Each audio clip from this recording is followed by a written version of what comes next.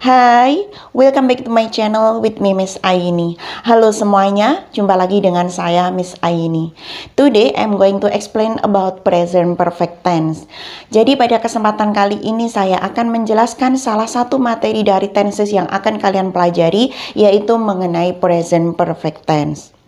Di dalam video ini nanti akan saya bagi menjadi 4 poin yang terpenting. Yang pertama adalah the definition atau definisi pengertian dari present perfect tense. Yang kedua adalah function atau fungsi dari present perfect tense. Yang ketiga form atau bentuk rumus dari present perfect tense. Dan yang terakhir adalah time signal atau penanda waktu yang digunakan di dalam present perfect tense.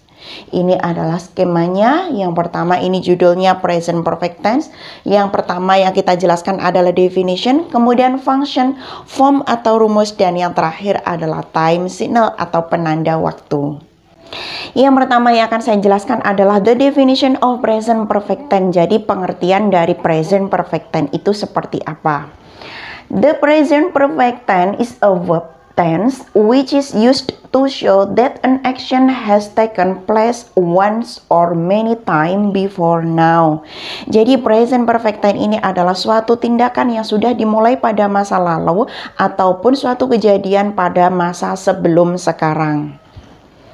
Or it is used to describe an action or situation that started in the past and continue in the present.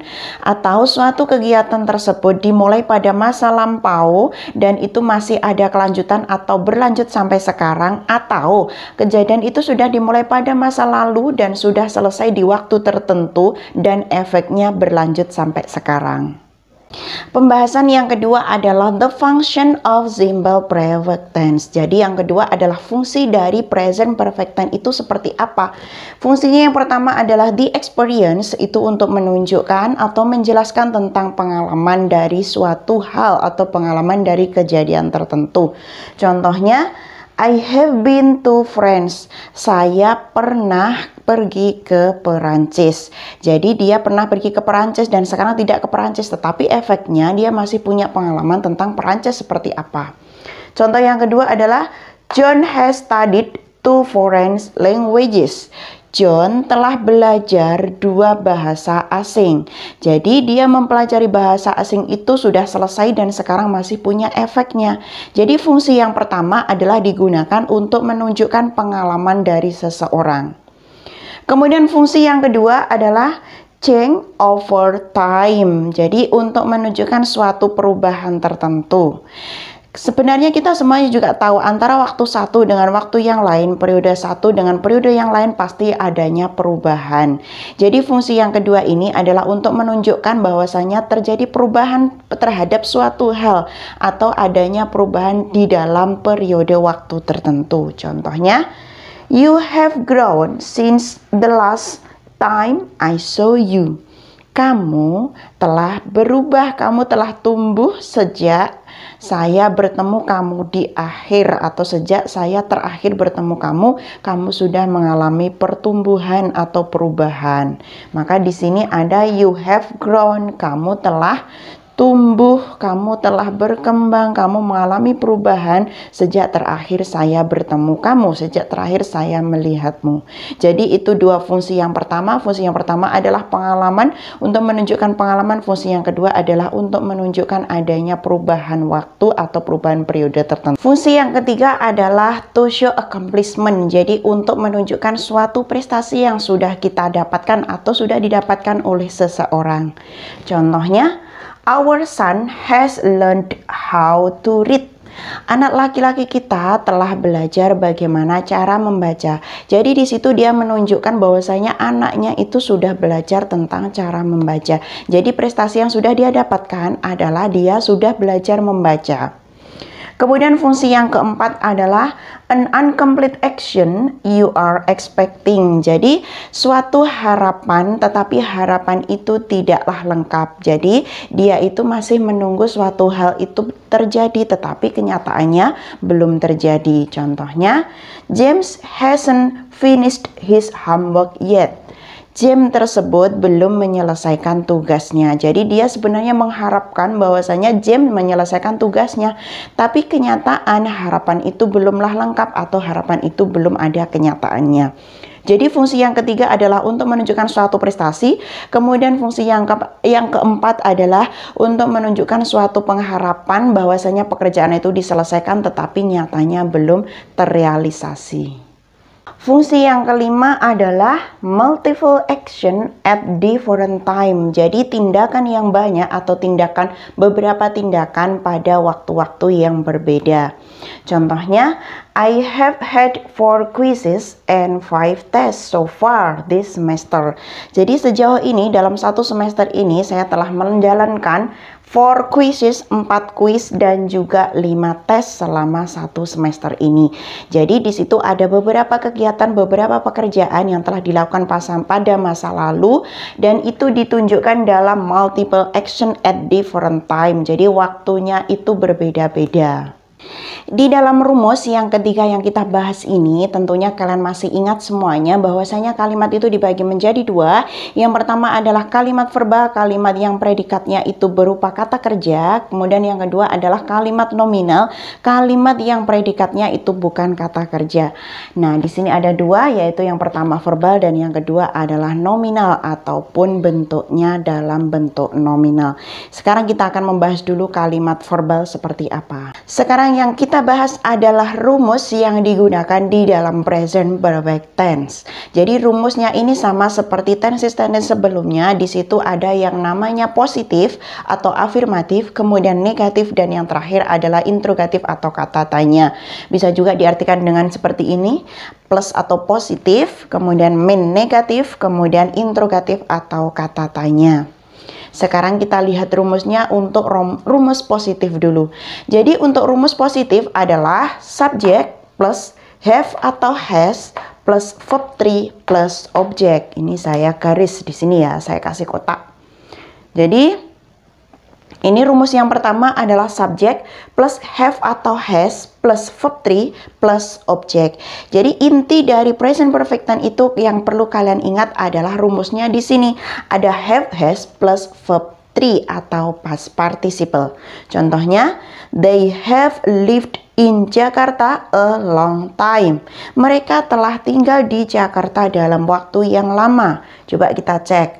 They sebagai subjek, have, di sini have, di sini lived bentuk ketiga atau verb 3, kemudian in Jakarta keterangan atau adverb of place, sama a long time adverb of time. Keterangan waktu sama keterangan tempat.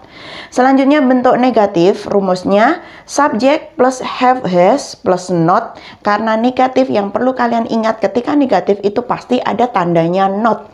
Subjek plus have, has plus not plus verb 3 plus objek. Jadi ini saya garis lagi. Jadi subjek plus have atau has plus not plus verb 3 plus objek. Sekarang kita lihat contohnya. They have not lived in Jakarta a long time. Mereka tidak tinggal di Jakarta beberapa waktu. Di sini kita lihat dulu, they subject, have ini sama have, not ini juga not, lived bentuk ketiga in Jakarta adverb of place, kemudian a long time adalah adverb of time. Kemudian untuk rumus interrogatif, jadi rumus interrogatifnya have atau has-nya ditaruh paling depan. Have, has plus subject plus verb 3 plus object or adverb keterangan. Sekarang ini saya garis. Jadi untuk rumus interrogatif atau kata tanya, have-nya ditaruh depan karena ini sebagai menandakan sebuah kata tanya yang punya arti apakah, plus subject plus verb 3 plus objek. Contohnya, have they lived in Jakarta a long time. Apakah, akankah, atau telahkah mereka tinggal di Jakarta waktu yang lama? Jikalau iya, dia menjawab yes, they have. No, they have not. Jadi untuk rumusnya, rumus positif, negatif, interrogatif adalah seperti ini. Saya ulangi lagi. Untuk rumus positifnya adalah subjek plus have or has plus verb 3 plus objek. Untuk negatifnya adalah subjek plus have or has plus not plus verb 3 plus objek. Kemudian untuk interrogatif, kata tanya have or has plus subjek plus verb 3 plus objek. Nah, sekarang yang perlu saya jelaskan, kenapa di sini ada kata-kata have or has. Tentunya have itu miliknya siapa, has miliknya siapa. Sekarang saya kasih di sini, di dalam kotak sini aja untuk mempersingkat tempat. Jadi have itu digunakan untuk, kalau saya mengingat untuk kalian, biar kalian lebih mudah, itu have digunakan untuk ayu, dewe. Jadi digunakan untuk I, you, they, we. Ayu, dewe. Ayu, dewe itu menggunakan have. I, you, we, they.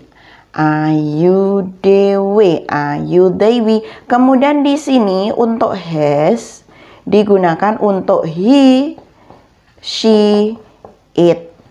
Jadi have digunakan untuk I, you, they, we atau ayu, dewe, sedangkan has digunakan untuk he, she, it. Sekarang kita lihat contohnya tadi di sini they. Maka they di sini menggunakan have karena they.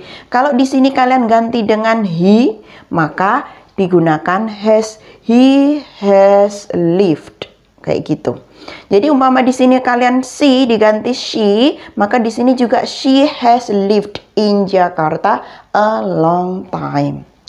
Jadi saya ulangi lagi, penggunaan have atau has ketika menggunakan have itu untuk subjek ayu, dewe atau I, you, they, we. Sedangkan has digunakan untuk subjek he, she, it. Selanjutnya untuk bentuk nominal atau predikatnya bukan kata kerja, yang biasanya itu bisa predikatnya dari kata sifat, kata keterangan, atau kata ora, atau kata benda tertentu. Itu masuknya di dalam kalimat nominal. Rumusnya adalah yang pertama subjek atau positif, subjek plus have or has plus been plus 3C atau 3C itu adalah komplement pelengkap. Kalian ingat di sini ada tambahan been-nya sebagai pengganti dari to be yang bentuk ketiga atau past participle. Jadi rumusnya ini saya kasih kotak lagi. Ini rumusnya subjek plus have or has plus been plus 3C. Contohnya, he has been here since he studied English here. Dia telah berada di sini sejak dia belajar bahasa Inggris di sini. Jadi di sini ada he has been here. He-nya sebagai subjek, has-nya have atau has tadi sudah saya jelaskan.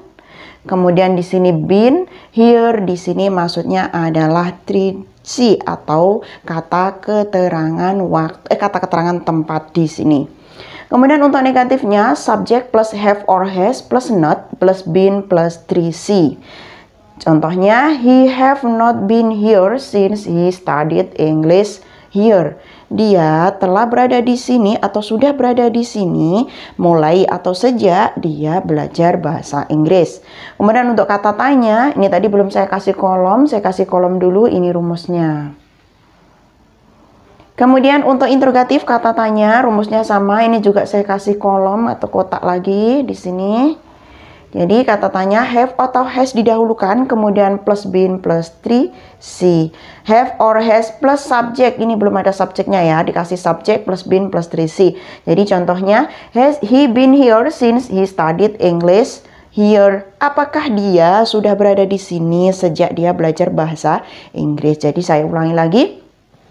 Untuk rumus bentuk nominal, rumus positifnya adalah subjek plus have or has plus been plus 3C. Kemudian untuk negatifnya subjek plus have or has plus not plus been plus 3C. Dan yang terakhir interrogatifnya adalah have or has plus subjek. Ini tadi kurang subjek ya, ini sudah saya kasih subjek plus been plus 3C. Ini adalah rumus untuk bentuk nominal dari present perfect tense.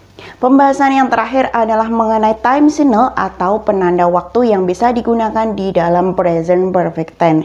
Yang pertama adalah since plus part time, biasanya since 3 years atau sejak 3 tahun yang lalu. Dan yang kedua adalah for plus period time. For itu artinya selama beberapa waktu. Kemudian kalian bisa menggunakan so far, until now, atau up to present, artinya sampai saat ini. Kemudian ever since, sejak saat itu, all day, all night, sepanjang waktu, sepanjang malam, all my life, atau sepanjang kehidupan saya, atau recently, baru-baru ini, lately, akhir-akhir ini, never, tidak pernah, sama just, baru saja. Ini semuanya bisa kalian gunakan di dalam menunjukkan waktu dari present perfect tense. Nah, itu tadi video saya mengenai present perfect tense yang sudah saya jelaskan mulai dari definition atau pengertian dari present perfect tense, kemudian function, fungsi, dan juga rumus, dan yang terakhir adalah ini time signal atau penanda waktu. Semoga video ini bermanfaat untuk kalian semuanya. Jangan lupa like, subscribe, dan juga share di seluruh media yang kalian punya. Nantikan video-video saya berikutnya. Thanks for watching. See you. Bye-bye.